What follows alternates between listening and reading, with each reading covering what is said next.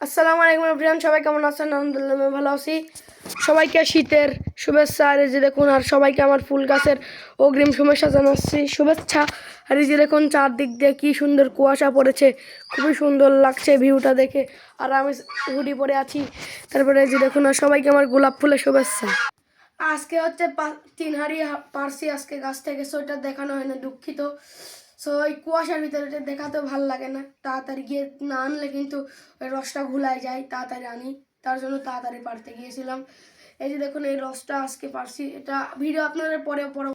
আর এই খেজুরের রসটা হচ্ছে খুবই মিষ্টি আর খুবই সুন্দর।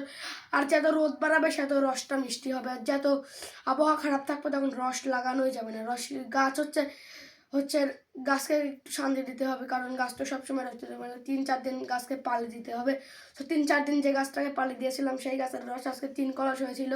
3 কলসে 2 কেজি করে আটে, বুঝছেন? সো আমি আনছি এগুলো, আরও গাছতলায় খেয়ে আসছি।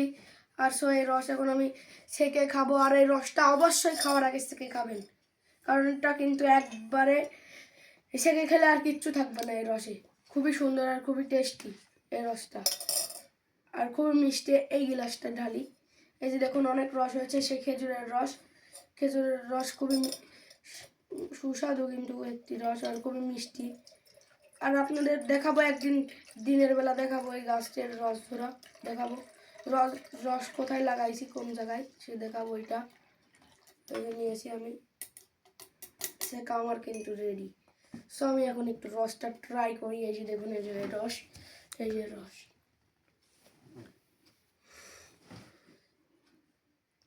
এখন এই গ্লাসটাই নিব, নিলাম। এই যে বিসমিল্লাহ।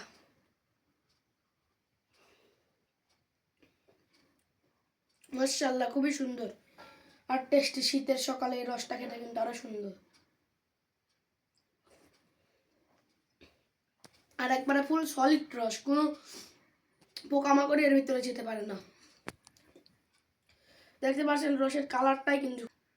আর এই রসের হাঁড়ির উপর কিন্তু আমরা হচ্ছে, আমাদের এই জায়গায় হাঁড়ি বলে, অন্য অন্য জায়গায় ভার বলে।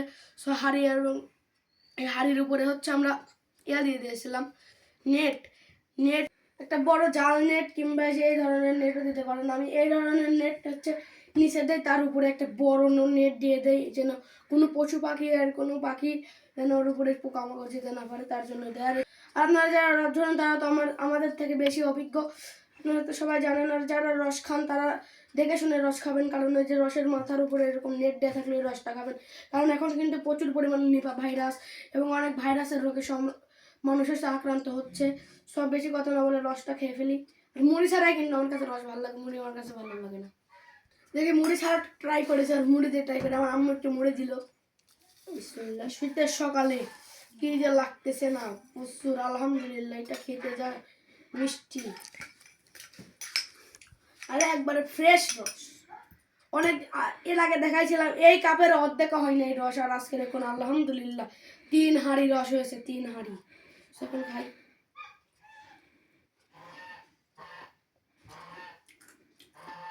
এমনি খেতে আমার কাছে বেশি ভালো লাগে, মুড়ি দিয়ে খেতেও ভালো লাগে মোটামুটি। ভিডিও ভালো লাগলে বেশি থাকবেন, আল্লাহ হাফেজ।